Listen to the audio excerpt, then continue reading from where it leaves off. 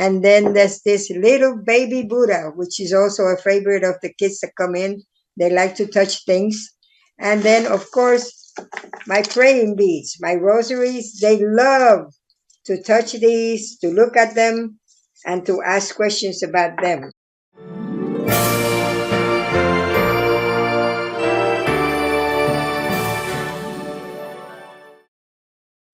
Hello and welcome. My name is Maria Ramirez. I live in Jacksonville, Florida. I'm 85 years old. I have 6 children, 16 great-grandchildren, and 16 great-great-grandchildren, and 1 great-great one. I'm a retired licensed practical nurse.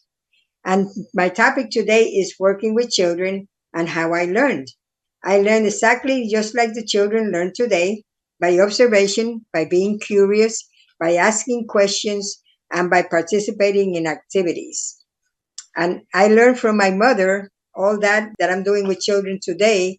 I learned from her. She taught us how to sing, how to dance, how to act, and entertain people. And that's what we have been doing here with the children in this area, particularly my own great-grandchildren. And so I do this by having by hand boxes with items to teach and entertain them, such as little things that they could touch. I'm going to show you a few things. Like, this is my grandson's favorite. He looks at it and he touches them and he asks questions. So I said, there's the mommy, there's the daddy, and there's the baby. That's baby Jesus. And he don't understand because he's only 3 years old, but later on he will. And then we have little things for, like the Buddha. They see that and they ask questions and you tell them a little bit like that. There's plenty of angels all around the house. I have angels and I have little curious things that they, like bells, and there's the Statue of Liberty. And then there's this little baby Buddha, which is also a favorite of the kids that come in. They like to touch things. And then, of course, my praying beads, my rosaries, they love to touch these, to look at them, and to ask questions about them. And so having in around boxes of things that the children could learn by, ask questions, and be curious about is a great thing to have. So anyway, and we do arts and craft, and I show you the picture that kids do. Of course, I'm going to show and not be out of there. Also books for them to read and for you to read to them. That's good to have around. And then, of course, what we teach them is like building an elemental village. And I show you the little elemental. We did this in the backyard. Of course, I don't know if you could see them well, but even undines and an ocean and a village with, you see the gnome, the lady gnome? That's Philip and Barbara. Philip and Barbara gnome. So, you have to create funny things, for them to act. Before it was just me and Grandpa, but they look more like you and Barbara. Mm-hmm. Anyway, the next thing that we taught the kids was created hat designing for their tea party. So we started with a little hat like this. You buy at the dollar store, plain like this. And then you buy little flowers and stuff you get at the dollar store also. And the kids made their own creation, butterfly and all. And they put all, whatever that we have available. And this is a fun project for them. This is for the children. And then, of course, I had 17-year-old girls who created their own hats. So this is the hat for the bigger girls. And then we did the fancy tea party. And I'm going to show you a little bit of the things we use. Like for the older children, we have the bigger and fancier sets. For the little children, we have the plastic sets.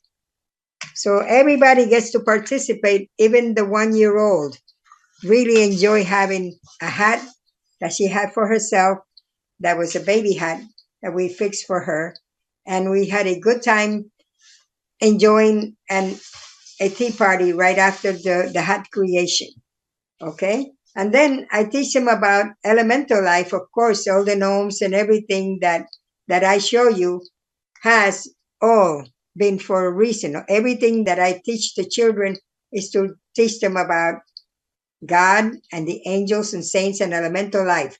For instance, the elemental village teach them about the four elemental kingdoms, and they also sang songs about that. And we have several songs that we have sung about elemental life, angels, and even saints. So the next thing to have around is a box with instruments. The kids like to play drums, to shake tambourines. This is a guido. That's what we call it in Puerto Rico anyway. And they call it a fish instrument over here. I don't know why. But it's good to have all those things handy, because when the kids come in the house, they expect you for you to entertain them, or they want to entertain you as well. So this is how we do it. And then the next project that we did was the finger puppets. The finger puppets, I put them in here like this, and we have the 7 archangels and their archeyes. They will learn their names, they will sing their songs, and they will learn about angels, just like I'm going to demonstrate by one of these. 2. I'm going to take 2 of them out, and then I'm going to put them in my thumbs,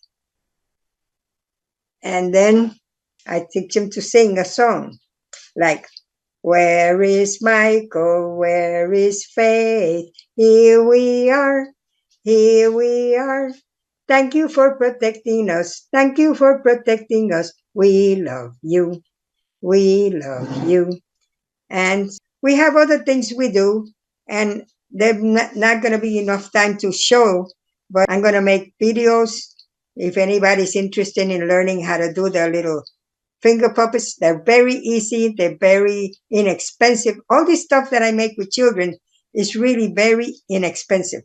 I buy them at the dollar store. I buy items in yard sales, or people give me things. All right. And so this, I think, concludes everything that I've been doing with children. So I am very grateful, to be sharing this with you, and thankful to God who gave me all the gifts of working with children, and my parents too. And I am especially grateful for Joanne. And I feel like I'm rich beyond my wildest imagination because of all these children who have enriched my life. And I am grateful and thankful. Oh, yes, I am. And thank you very much for joining me today.